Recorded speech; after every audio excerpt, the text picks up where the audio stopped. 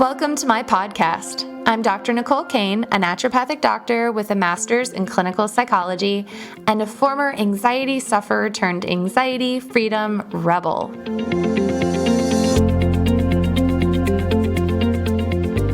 Hey there, loves. It's good to see you.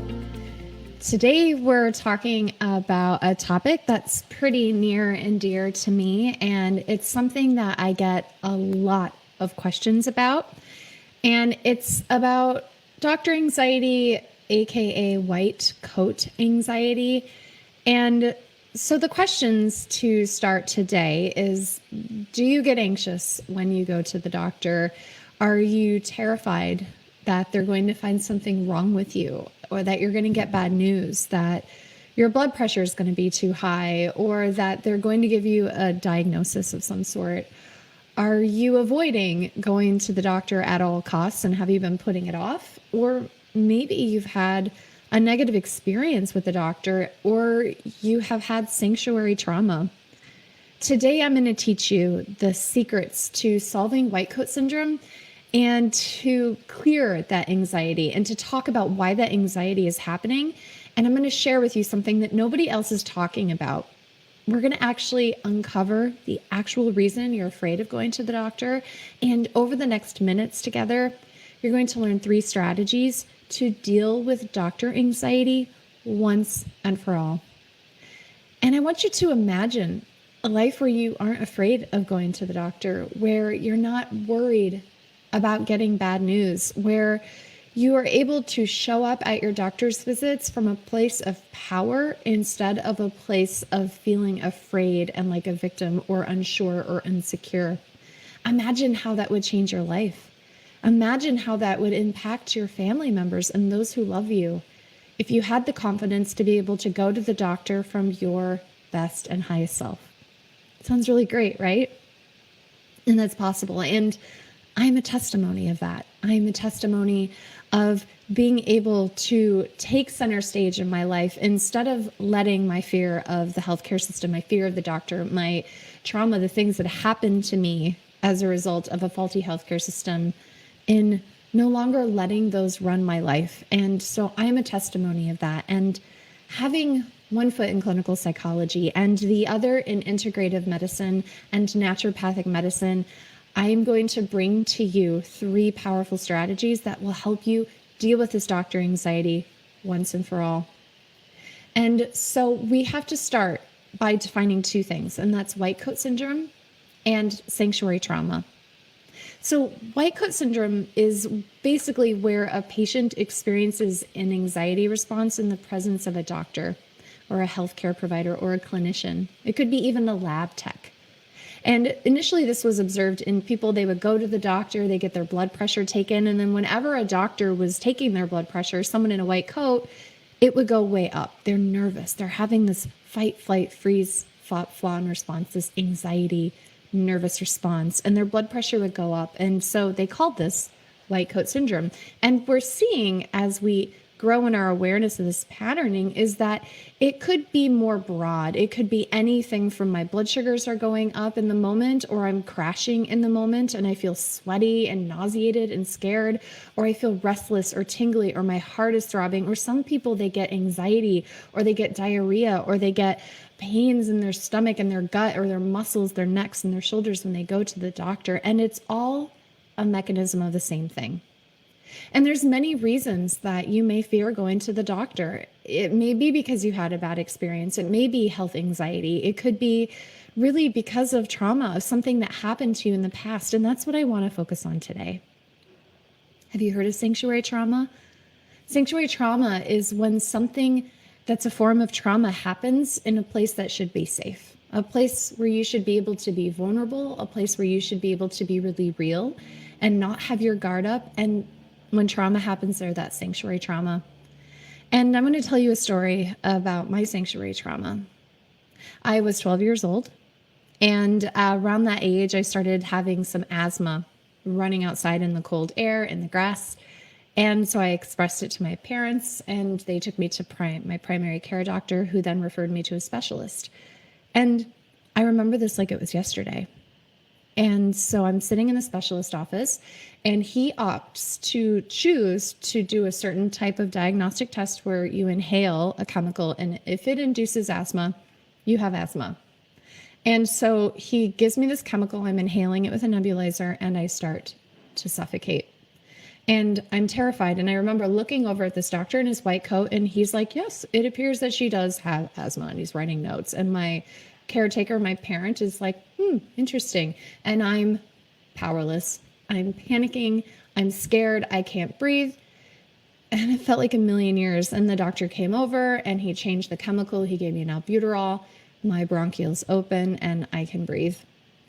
And that is called sanctuary trauma. That doctor should have been protecting me. He should have been taking care of me, or at least explaining to me what was going to happen. And then when that occurs, our body responds in an amazingly brilliant way to protect us. It creates an ego state. It creates a part. And as an adult, I look back at this experience and I see that little 12-year-old me who formed this part to protect myself with such compassion. And I have so much mercy for her. And I think about how I have had such a distrust of the medical system for so many years. And that part was harmed by the medical system in a way. She was frightened, she was powerless, and her mission was to give me power. And the way that I had power after that was to be very fearful and skeptical of doctors, which has served me well until it started to run my life. Make sense? How our parts can emerge to protect us, to make our lives more hypervigilant, to look out for that. And it's okay when it's a warning signal and it's rightfully in its role as a warning signal, but when it starts to take center stage and starts to control you and controlling your decisions and running the show, that's when that part has taken its role a little bit too seriously. And that's what we're going to work on today. And I want you to remember that it doesn't have to be dramatic in order to be traumatic. That trauma is defined as anything that overwhelms your nervous system. And so that means you can have 5 people go through the same thing, and their nervous systems are all equipped with different ways of managing that, different levels of distress tolerance. And that comes from our genetics, our resources, our environment, our home, our families, our self-confidence, our biology. All of these different variables come together to create something called affect tolerance. Affect tolerance we describe in the ACT method as our ability to tolerate affect. And sometimes trauma overrides that and other times it doesn't. But in those moments when it does, when we can't deal with it, our body does the best that it can, and it can create a part or an ego state. And we'll talk more about this in just a couple of minutes. But the goal of the work that I'm going to teach you is to be able to shift from feeling afraid, shift from that fight, flight, freeze, fop, fawn response into confidence, self-control, and calm. And there are 3 solutions that you're going to learn today, 3 solutions that you need in order to finally send white coat syndrome and Dr. Fear backstage where it belongs. And that's doing parts work, role reset, and empowered communication. So we're going to explore these more together today. I also want to let you know that at the end of this, at the end of what we talk about today, I actually have an exclusive offer that I want to share with you, and it's free. And so stick around because this is just a toe. It's a toe in the water of stuff that works. So stick around. I promise you're going to love it. Okay, so parts work. Let's dive into that. When we show up to the doctor, we are bringing our presenting self, our now self, and all of our past selves. What does that mean? And this is the foundation of the study called parts work. And parts work recognizes that all of our current experiences are impacted by our past experiences, whether it's positive or negative. Our life events creates a lens through which we see the world and interact with the world. You may have heard of this referred to as ego state, which was developed by psychotherapists John and Helen Watkins in 1997. This was 10 years after Francine Shapiro came out with EMDR, which is eye movement desensitization and reprocessing. And Shapiro was blowing the tops off of the research in how amazingly effective EMDR was at helping with trauma, at helping with anxiety, at helping with depression. And ego state and EMDR marry together in an incredible way, which you're going to learn today. Let me share with you an example.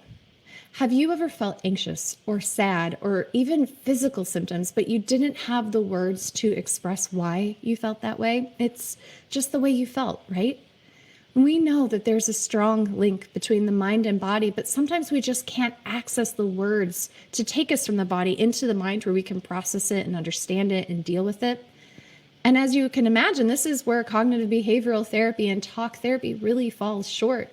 The counselor, the person you're speaking with, asks how you feel. Is it logical? How you want to change how you feel? And you don't know. You just shrug. Talk therapy leans on logic, and sometimes our emotions are outside of logic. Sometimes they're outside of words, and they're just pure sensations. Have you ever had that happen where you don't know why you feel the way you feel, but your body is just on all cylinders, right? This is where this is where parts work can save the day. Ego state therapy and parts work therapy creates a linguistic bridge to help bridge the gap between the way you feel in your body and in your emotions to the logical centers of your brain so that you can heal. In other words, parts work gives words to your experience when you don't have them. So let's say I go to the doctor and I'm sitting in the exam room on a cold, sterile examination bed, which is covered with that crisp, white, cold paper. And I'm looking at posters on the wall of all of the health things that could go wrong. And a part of me, that little girl, that 12-year-old part of me, remembers white coat equals being forced to inhale chemical equals suffocation. That part associates doctors with danger. And even though I know logically now that I'm no longer 12 years old and I'm no longer back in that office and that is not that doctor that I'm going to see and that I'm all grown up and I have autonomy, she doesn't know that. And so in an attempt to protect me and get me out of that dangerous situation, that 12-year-old, that part of the brain that doesn't have access to now, that doesn't have access to language, starts to provoke a fear response, right? So cortisol rises, adrenaline rises, my heart is beating faster, my body temperature rises, I start sweating, I'm poised to run, my muscles are trembling, my doctor, she may come in and check my blood pressure, and now it's increased. And so, of course, now I'm afraid there's something wrong with me causing my blood pressure to go up, and on, and on, and on. Does any of that sound familiar? Does anyone here relate to that? As you're seeing, underlying parts that have endured negative situations with doctors will continue to inform you of their experiences even years down the road. Their goals are to protect you. Just like hearing the growl of a hungry tiger in the woods protected our ancestors from becoming lunch, the growl of fear and anxiety is trying to remind you, hey, this is reminding me of something scary and I'm going to need you to listen up. And that's why the more we suppress anxiety, the more we ignore anxiety, the louder it gets. Are you with me? It may start as a little rumble, a little blip in our stomach, and it can build and build and build over time, whether suddenly or even over years, into some full-blown panic attacks, or maybe even rage attacks, or maybe even just despair and learned helplessness where you just feel like giving up. Have you ever felt that way? And while your parts are well-intended, they are also uninformed of the here and the now, and that is because of how your brain stores trauma. Think about it this way. If your brain learns that hearing the growl of a tiger equals danger, it's more advantageous for your brain to interpret it as a current danger so you continue to be afraid of growling tigers, or at least anything that resembles that, as opposed to your brain hearing that growling-like sound and thinking, oh, that's the past, right? So what that means is that your brain doesn't timestamp trauma. You have to timestamp trauma. And I have 2 free webinars that will teach you exactly how to timestamp trauma. I have one is called the 3-Minute Hack, and then there's the more advanced one called the Anxiety Freedom Masterclass. And in both of these, you're going to learn how to identify your part or parts that are holding on to the trauma, that are holding on to those past events, that are coming up and trying to protect you in well-meaning ways, but are running your life. And with these free resources, you will get the skills to actually heal that inner powerless child and take back your life. Being anxious doesn't change the past, it doesn't change the present, and it doesn't change the future, but it definitely changes your experience, right? Would you rather avoid, dread going to the doctor, maybe missing visits, or maybe you want to go to the dentist and you want to get dental work done, but you're so terrified of going to the dentist because of what ifs, or maybe the white coat, or maybe it's not logical and it's just in your body. And every time you try to make yourself go, you fall into despair or panic or grief, right? Which would you rather? To have control over that and to send anxiety backstage and to not let it be center stage anymore, to not let it control you, but rather send it to the side where it can whisper, hey, pay attention. And you can say, I got your message. I hear you. I honor you. And I'm in control. Which would you rather? You don't have to be afraid. There are resources that work. I am a walking testimony of that. And I've worked with thousands of people to help them turn the page in their anxiety. And I want to give you free resources on how to do this work. And I have 2 webinars for you. And there's no risk to taking these webinars. You just simply download it onto your computer and watch it at your leisure. Totally free. When you do sign up, I will send you free and helpful emails. But if you don't love the emails, you just unsubscribe. We're not going to spam you. Remember, you have resources now that you didn't have when you were little. It's time to send anxiety back into its rightful place as a warning signal and not the star of your show. It's time for you to take center stage and own your strength. It's in there. It's just been backstage. It's just been waiting. And now it's time for you to let it show up for you in a real way. And remember, sometimes scary or negative events do not have a linguistic bridge, which means you may not be able to logically remember or identify or think of past events that are impacting your current experience. And that is the nature of trauma. Remember, it doesn't have to be dramatic to be traumatic. Maybe for your little self, it was a big deal, and for your now self, it doesn't resonate. And this is the magic of parts work. And so even and especially if you can't put your finger on any events that might be making you feel anxious about going to the doctor today, this step is profoundly important. So I want to go to number 2. I know this is just the beginning of 3. So this is role reset. And when it comes to the second secret of overcoming doctor anxiety and white coat syndrome and taking back your power, it's absolutely necessary to remember who's the boss. Hint, that's you. Remember, the doctor is your customer. You or your insurance are paying them to take care of you. You are paying them to take care of you. You have to shift the power dynamic. There's this hierarchy that drives me crazy in medicine, where the doctor is seen as the holier than thou, most amazing, high, wise, all-knowing clinician. And I come from that culture, and I want to help you break that down. Because while, yes, your doctor likely knows more than you about how to take blood pressure and run tests and differentially diagnose and all of those things, that's why you see them, right? But you know your body, you know your history, you know yourself. And so it's time to take back your power and approach your medical encounters with your doctor with equal authority. By changing that dynamic from hierarchical to collaborative, you are going to be taking leaps towards freeing yourself from the delusion that your doctor's assessment is end-all be-all. And that starts speaking to the fear of getting a diagnosis, the fear of being told that something's wrong with you. I could talk for days, nonstop, about story after story of people being misdiagnosed or being told something that never happened. And that's why it's so important to take data, but don't take it as the end. There's always a period, followed by the opportunity to turn that into a little bit of a comma at the end of your sentence, right? And in my story, it was clear I had asthma. I struggled to breathe when I was playing outside in the grass, and my doctor had the choice to chemically induce an asthma attack for his own confirmation and sit there and take notes while I felt like I was suffocating, or that doctor could have approached the situation differently. The treatment would not have changed, but my experience would have. And while I can't change what happened to me as a child, I can make different choices as an adult. And you have that power now too. You're no longer little. You're no longer back where you were, and your parts just don't know that yet. As an adult, I have the personal power to pick who I want to see. Someone has good bedside manner, a philosophy that resonates with my own, who's willing to work collaboratively with me and to respect me. I get to decide the tests that I feel are best for me and to decline others. Yes, I get to say no.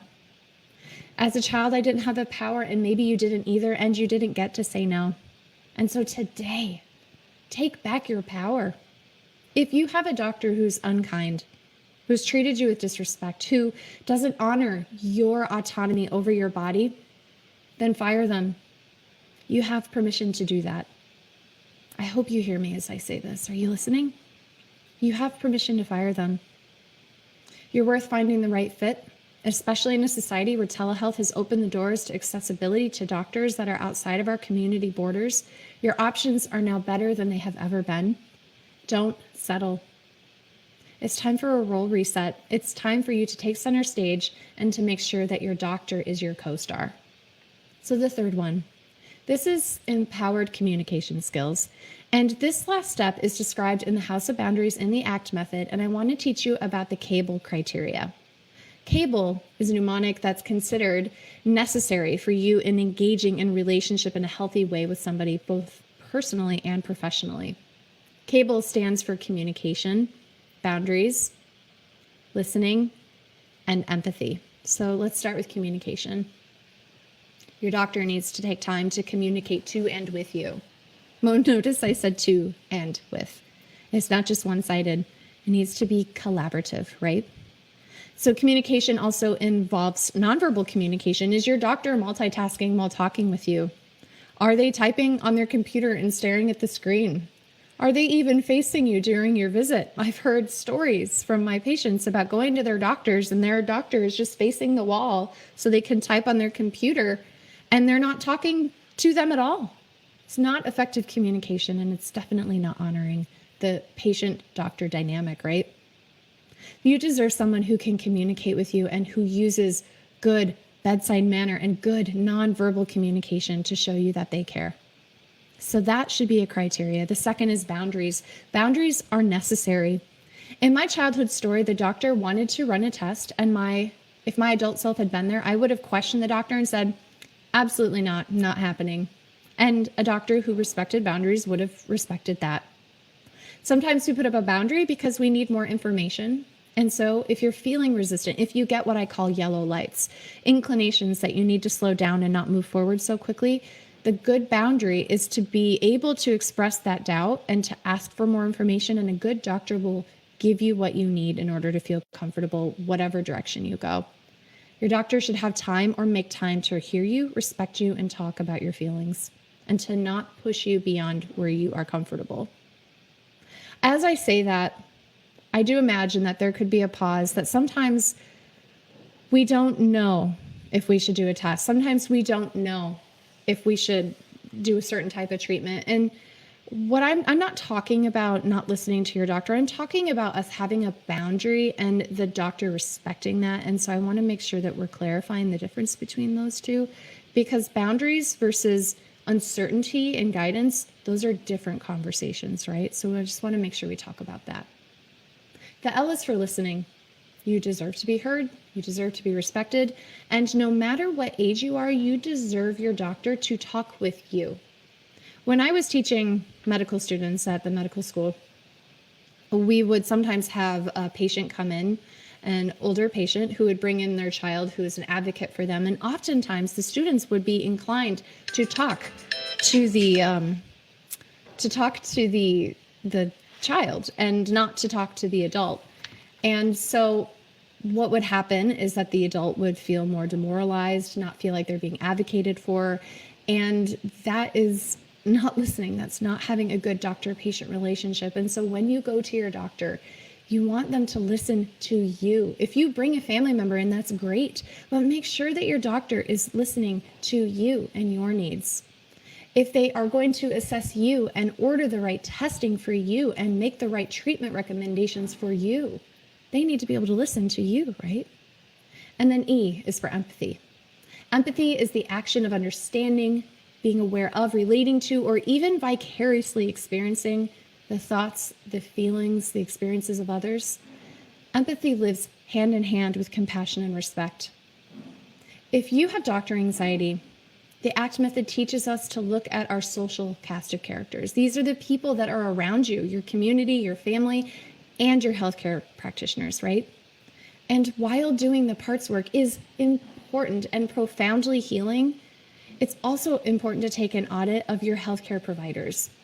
Using the CABLE criteria will help you decide if this provider is a good fit for where you are and where you want to be, and to help you pursue the healing that you deserve.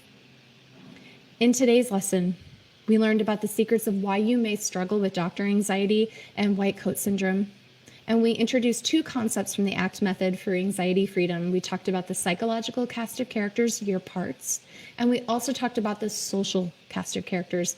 And we talked about creating boundaries for yourself so that you can protect yourself from things like sanctuary trauma or just doctors who aren't respectful of you. And then, of course, you're going to be anxious, right? We talked about changing the experience from a hierarchical model to more of a collaborative model. Your doctor gets to be the medical expert, and you get to be the expert of you. This stuff is powerful. And for a limited time, I'm offering 2 teaching sessions totally for free. This is the first, the 3-minute hack. While it teaches you to quickly dive into your parts and saves you a lifetime on a clinician's couch, you can do this from the comfort of your own home. And we also have the Anxiety Freedom Masterclass, which is an advanced way of diving in and doing this work. And so I highly encourage you, if you have health anxiety, if going to the doctor gives you dread, if you're tired of anxiety controlling your life, take advantage of these free resources. There's literally no risk. If your anxiety is impacting your loved ones, if fear is causing you to avoid facing a health issue head on, give yourself the opportunity to try something different. Take these free webinars. They're completely risk-free, my gift to you, because my 12-year-old self needed this, and I expect that maybe some of your little selves and your now selves do too. I've been there. I get you. I honor you. I empathize with you. And with my experience in clinical psychology, my other in integrative medicine, know that I've got your back. I've changed my own life, and I've helped thousands of others change theirs. Will you take the risk-free opportunity to change your own? Check out the free resources today. Babe, you're worth it. Thank you so much for being here. We'll make sure to put the information in the below, and I will definitely talk with you next time. Thank you so much. Bye. The recording you just listened to consists of the personal opinions of Dr. Nicole Cain, a naturopathic doctor with a master's in clinical psychology. While these opinions are based upon literature, her counseling education, medical training, and clinical experience, this content should not be viewed as the definitive opinion on these subjects. Listening to this podcast is not a substitute for any sort of medical, psychological, or other form of treatment.